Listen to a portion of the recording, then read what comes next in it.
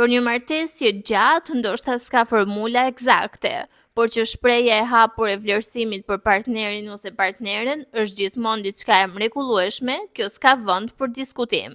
Me sa duket, këtë e kupton edhe Turian Hysko, i cili së fundmi postoi një reflektim, siç e quan ai, posaçërisht për shoqen e tij të jetës, Orinda Hutën.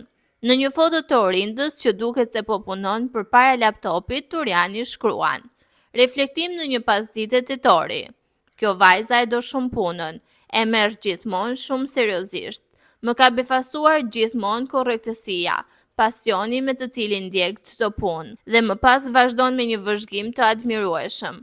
Gratë punojnë shumë, kryesisht heshtur dhe pabërtitur. Mirë është ua vëm në dukje më shpesh. Dhe në fund ai pranon së shoqes ca fjalë të bukura.